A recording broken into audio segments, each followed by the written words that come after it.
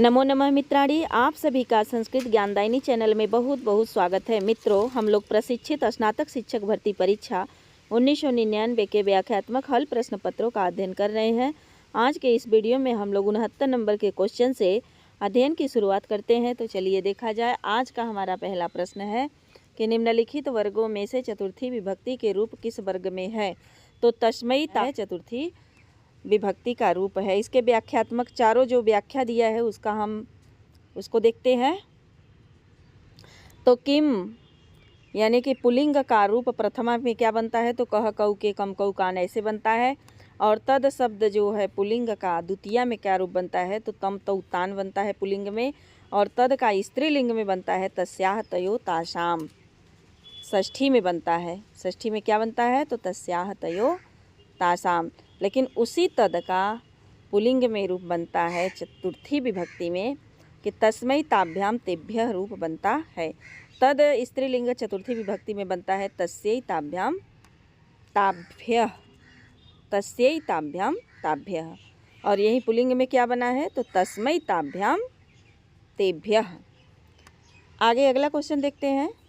निम्नलिखित में से स्त्रीलिंग तृतीया विभक्ति का रूप क्या है। तो तृतीया विभक्ति में हमारा रमया बन जाएगा। आगे इसके चारों व्याख्यात्मक हल को देखते हैं। तो दिया है कि नदी शब्द का प्रथमा में रूप बनेगा नदी, नद्यौ, नद्यः। रमा का तृतीया में बनेगा रमया, रमाभ्याम, रमाभ्याम, रमाभि, रमाभिः। धेनु शब्द का षष्ठी विभक्ति में क्या बनेगा, तो धेनोः, धेन्वोः, धेनुनाम बनेगा। आगे 71 नंबर देखते हैं। तो दिया है कि सर्वनाम शब्द तद पुल्लिंग प्रथमा विभक्ति बहुवचन का रूप क्या बनेगा। तो प्रथमा का बहुवचन में ते रूप बनता है। क्या बनता है, सहतौ ते। कि तद का पुल्लिंग प्रथमा विभक्ति में सहतौ ते रूप चलता है। वहीं नपुंसक लिंग में देखा जाए तो तत ते तानी चलता है। और वहीं स्त्रीलिंग में देखा जाए तो साते ता होता है। युष्मद शब्द का सर्वनाम पंचमी विभक्ति बहुवचन का रूप क्या होगा, तो बहुवचन में हमारा युष्मद का युष्मत बनता है। और इसके व्याख्यात्मक हल को देखते हैं। युष्मद सर्वनाम तीनों लिंगों में इसका रूप एक समान चलता है। युष्मद शब्द का पंचमी विभक्ति में बनता है त्वत युवाभ्याम युष्मत। सबसे बड़ी बात यह है कि तीनों लिंगों में एक समान रूप चलता है। तो चाहे पुल्लिंग हो, स्त्रीलिंग हो, नपुंसक लिंग हो, सबके लिए क्या होगा, त्वत युवाभ्याम युष्मत रूप बनेगा। चतुर्थी विभक्ति में तुभ्यम युवाभ्याम युष्मभ्यम रूप बनेगा। और यही तृतीया में हम देखते हैं तो तृतीया में हमारा बनेगा त्वया युवाभ्याम युष्माभि। और युष्मात शब्द जो आया है वह कहीं भी सातों विभक्तियों में कहीं भी नहीं बनता है। अगला क्वेश्चन देखते हैं। तो भू धातु का भवत रूप कहाँ बनता है, तो भव भवतम भवत यानी कि लोट लकार मध्यम पुरुष बहुवचन में भवत रूप बनता है। व्याख्यात्मक हल को देखते हैं। तो दिया है कि भू धातु विधिलिंग मध्यम पुरुष में क्या रूप बनता है, तो भवेह, भवेतम, भवेत। लोट लकार मध्यम पुरुष में क्या बनता है, तो भव भवतम भवत। वहीं लंग लकार में देखा जाए तो अभवः, अभवतम, अभवत। और लोट लकार में क्या बनता है, तो भवतु भवताम भवन्तु, भवतु भव। 74 नंबर का हमारा क्वेश्चन है कि चूर का चोरयतम रूप बनता है। तो चोरयतम हमारा बन जाता है विधिलिंग लकार मध्यम पुरुष द्विवचन में चोरयतम बनता है। अब हम इसके व्याख्यात्मक हल को देखते हैं। तो चूर धातु लट लकार मध्यम पुरुष में बनेगा चोरयसी, चोरयथः, चोरयथ। लोट लकार मध्यम पुरुष में परस्मैपद पद में देखते हैं तो चोरय, चोरयतम, चोरयत। और वहीं विधिलिंग में देखते हैं तो चोरयेह, चोरयेतम, चोरयेत। लंग लकार में अचोरयत, अचोरयः, अचोरयतम और अचोरयतम, अचोरयत, अचोरयः, अचोरयतम, अचोरयत रूप बनता है। आगे क्वेश्चन देखते हैं। तो लब धातु लट लकार प्रथम पुरुष एक वचन में क्या रूप बनता है, तो लट लकार पूछा है तो लभते रूप बनता है। और यह आत्मनेपदी में ही चलता है केवल। तो लब धातु आत्मनेपदी का रूप यदि लट लकार में देखते हैं तो लभते, लभेते, लभन्ते, लभसे, लभेथे, लभध्वे, लभे, लभावहे, लभामहे, इस तरह रूप चलता है। आगे हम लोग विधिलिंग में देखते हैं तो विधिलिंग में हमारा हो जाएगा कि लभेत, लभेयाताम, लभेरन। और जो लभती है ऐसा कहीं भी रूप नहीं बनता है। अगला क्वेश्चन है मोस्ट इम्पॉर्टेंट है, यहाँ से प्रश्न बन भी सकता है। तो काव्य है और विधा है। हर्षचरित बाणभट्ट की रचना है, आख्यायिका के अंतर्गत है। और शिवराज विजयम अंबिका दत्त व्यास का है, यह ऐतिहासिक उपन्यास है। कादम्बरी बाणभट्ट का है, कथा ग्रंथ है। और नलचंपू त्रिविक्रम भट्ट का क्या है, चंपू काव्य है। आगे क्वेश्चन देखते हैं। कह रहे हैं कदली दल कुंजायितस्य एतत् कुटीरस्य समन्तात् पुष्पवाटिका पूर्वतः परम पवित्र पानीयम परसहस्र पुंडरीक पटल परिलसितिम पट्टिकुल पूजितम पूजितम पयः पूरितम सरह आसीत्। तो इसमें क्या पूछा है कि उपरोक्त गद्य किस रचना से उद्धृत है। तो हम लोग बहुत अच्छी तरह से जानते हैं कि यह शिवराज विजयम से है। यहाँ से प्रश्न बड़ा इम्पॉर्टेंट बनता है कि कदली दल कुंजायितस्य एतत् कुटीरस्य, जो एतत् कुटीरस्य माने जो कुटिया है वह किसके कुंजों से घिरी है। तो इसमें हमारा गद्य में ही दिया है कि कदली के कुंजों से घिरी हुई है। और पूछेगा कि कुटिया के चारों तरफ क्या है, तो चारों तरफ पुष्पवाटिका है। और पूछ लेगा यदि कि पूर्व में क्या है, तो पूर्व में बहुत ही पवित्र पीने योग्य हजारों कमलों से सुशोभित, हजारों खिले हुए कमलों से सुशोभित और पक्षियों के समूहों से कूजित और जल से भरा हुआ क्या है, एक तालाब है। तो प्रश्न बस इतना ही बनाएगा कि पूर्व दिशा में क्या है, तो सरोवर है। तो यह पंक्ति कहाँ से है, शिवराज विजयम से है। इसके व्याख्यात्मक हल को हम लोग देखते हैं। यहाँ दिया है भवादृशा एवं भाजनानी उपदेशा नाम, यह कादम्बरी सुखनासोपदेश से है। न तादृशा आकृति विशेषा गुण विडोधिनो भवंती अभिज्ञान शाकुंतलम में प्रियंबदा का कथन है। कदली दल कुंजायितस्य क्या हो जाएगा, कदली दल कुंजायितस्य, तो आगे वही पूरा पंक्ति है कि एतत् कुटीरस्य, तो पूरितम सरह आसीत्, माने कि जल से भरा हुआ क्या है, तालाब है। यह पंक्ति कहाँ से है, तो शिवराज विजयम से लिया गया है। कर्तव्यानि खलु दुखितैः दुख निर्वापराणी, यह उत्तरम चरितम में तमसा का कथन है।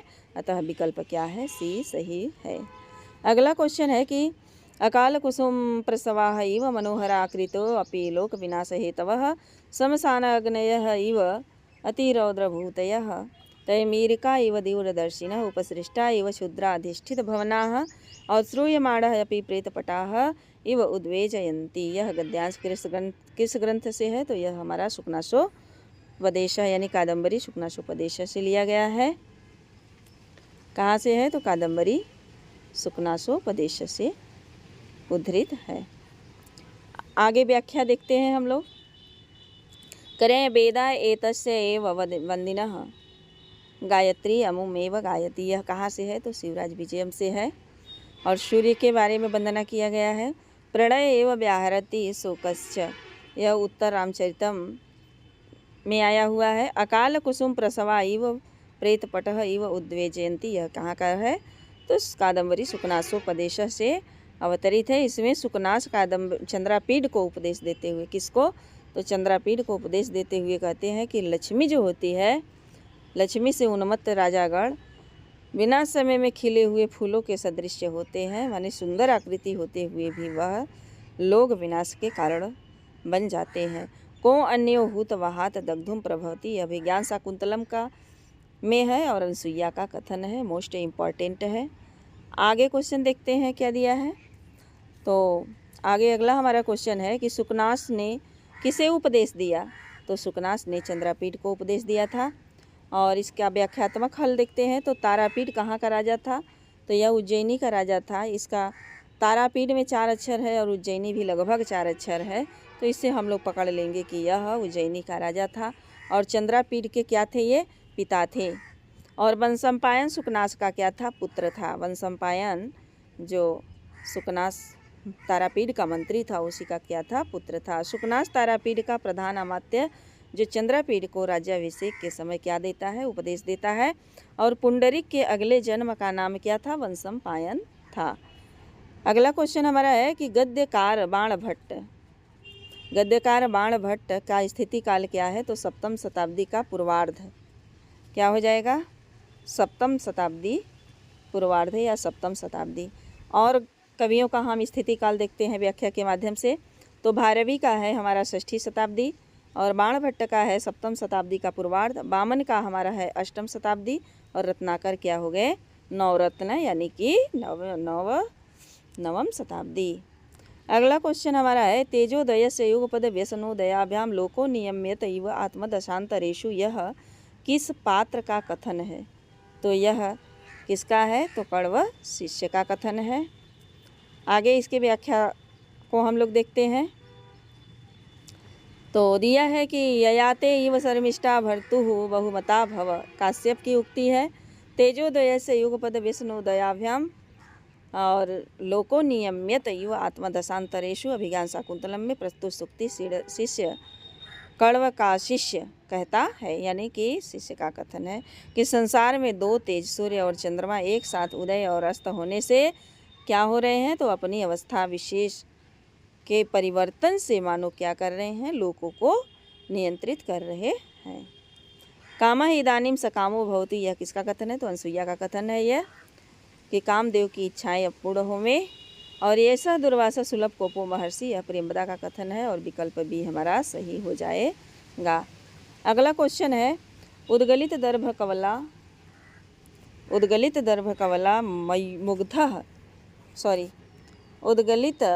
दर्भ कवला मृगयः परित्यक्त नर्तना मयूराः और अपसृत पांडुपत्रा मुंचयन्ती श्रोणीव लताः। तो उपर्युक्त पद्य किस पात्र द्वारा कहा गया है तो ये प्रियंवदा के द्वारा कथित है।